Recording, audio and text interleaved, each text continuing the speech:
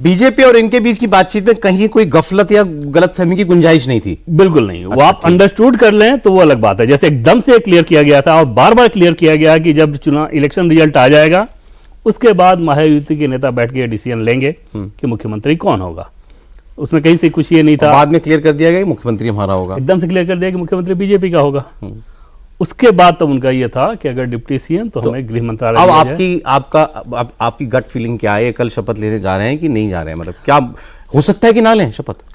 उसके चांसेस मुझे बहुत कम लग रहे हैं, बहुत कम लग रहे हैं इस लिहाज से कि वो ऐसी शख्सियत ने खुद में अभी नहीं बन पाए हैं कि शिवसेना में किसी और को लीडरशिप दे दें, डिप्टी सीएम बना के अपने किनारे हटें, कुछ ऐसी बात कहें कि हाँ कोई एक एनडीए कोऑर्डिनेशन कमेटी बना दिया जाए, मैं उसको चेयर करूंगा। ये सब चीजें प्रैक्टिकल नहीं लग रही, ना अपनी पार्टी के भीतर ना गठबंधन के भीतर। कोई किसी को ना बनाए डिप्टी सीएम अपनी पार्टी से भी, बोले हम बाद में देखेंगे। ये बहुत बड़ा खतरा इस लिहाज से हो जाएगा कि शिवसेना के जो विधायक हैं जो जीत के आए हैं वो तो सरकार में शामिल होना ही चाहेंगे ना। राजनीति होती है इसलिए कि आप सत्ता में आए।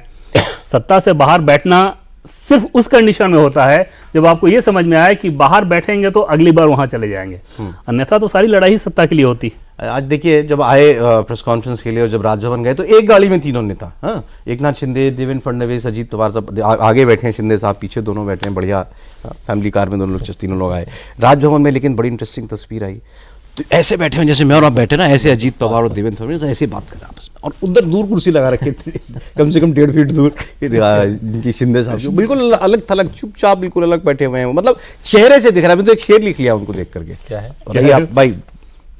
अपना डिस्क्लेमर याद रखिएगा। अपना नहीं, अपना नहीं है। चलिए।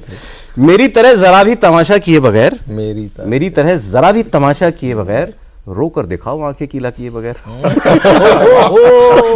ये तो ट्रोल लेवल का है। ये तो ऐसा ही लग रहा था देख के।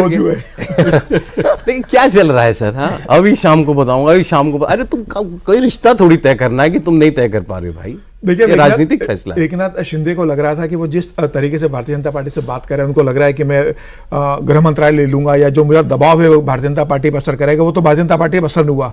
दूसरी समस्या उनके साथ अब ये हो रही है कि उनके एक बड़े वर्ग ने विधायक जो सीनियर लीडर्स हैं उनके, उन्होंने एकनाथ शिंदे से कहा है कि अगर गृह मंत्रालय भारतीय जनता पार्टी नहीं मान रही तो आपको उसकी जीत छोड़ना चाहिए। बहुत मौके से आएंगे जब हम किसी और मामले पर भारतीय जनता पार्टी के साथ बार्गेनिंग कर सकते हैं।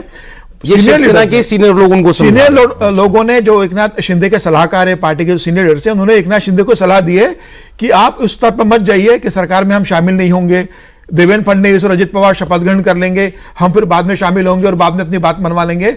उन्होंने 2014 का इंसिडेंस एकनाथ शिंदे को याद दिलवाया कि कैसे 2014 में देवेंद्र फडणवीस मुख्यमंत्री बन गए थे, समर्थन दिया नहीं था शिवसेना ने, बाद में शिवसेना सरकार में शामिल हुई, न उप मुख्यमंत्री मिला उनको, न गृह मंत्रालय मिला। फिर देवेंद्र फडणवीस ने जो विभाग दिए थे उसी विभाग पे उनको पूरे 5 साल निर्भर रहना पड़ा।